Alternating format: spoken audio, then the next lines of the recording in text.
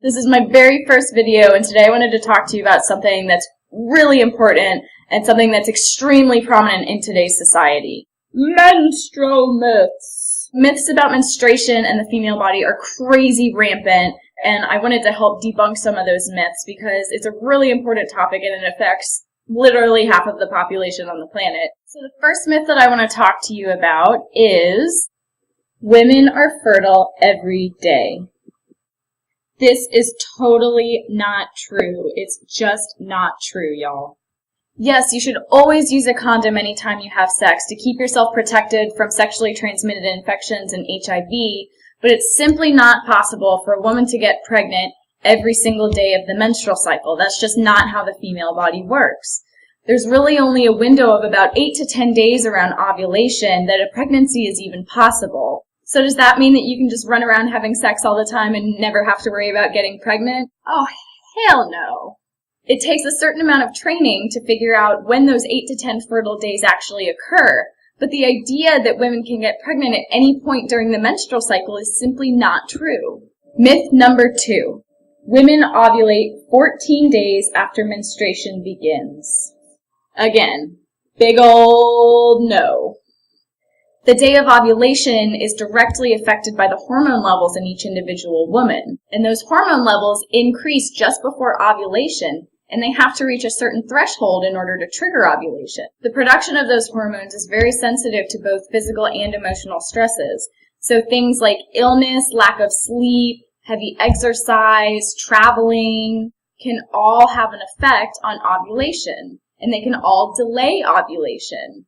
So one menstrual cycle, you might ovulate 14 days after menstruation. And then the very next cycle, you might ovulate 20 days after menstruation. And this may send you into a frenzy thinking that you're pregnant, when in fact ovulation was delayed because your body was under some sort of stress. Now we're going to get into menstrual myth number 3.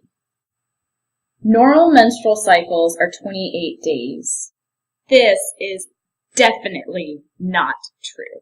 So I already mentioned that the day of ovulation can be delayed by a number of things. And when we're talking about the overall length of the menstrual cycle, it's really important to note that the time between ovulation and the start of your next period is actually a very consistent number of days in each individual woman.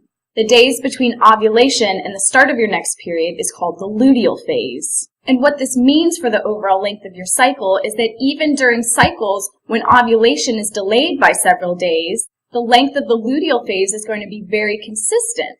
So the length of the menstrual cycle is likely going to change from month to month. Our fourth and final menstrual myth is that menstruation is filthy and embarrassing. Now, there are just so many things that I could say about this myth, but one thing that I really want to focus on is the fact that menstruation is a totally healthy, natural bodily process. Now, as women, we grow up thinking that menstruation is super embarrassing, that we can't let anybody know that we're menstruating, that we have to hide the tampons and pads that we're trying to take to the bathroom. And this is just so ridiculous because menstruation is totally natural and it's a healthy bodily process. What I want everybody to realize is that when your reproductive system is functioning normally and is in a healthy state, your menstrual cycle is going to show it. So your menstrual cycle is really an extension of your overall bodily health. And that's something that we really need to start thinking about. We really need to make that mindset shift from menstruation as an embarrassment and gross and filthy and disgusting to menstruation as something that's vital to maintain your overall bodily health and your overall reproductive health. I know what you're probably thinking. What? Sex ed never taught me any of this stuff? Hopefully this video was helpful, and I hope that now you have a bit of a different perspective about the menstrual cycle and the female reproductive system. I'm going to be doing more videos about similar topics, so join me again soon.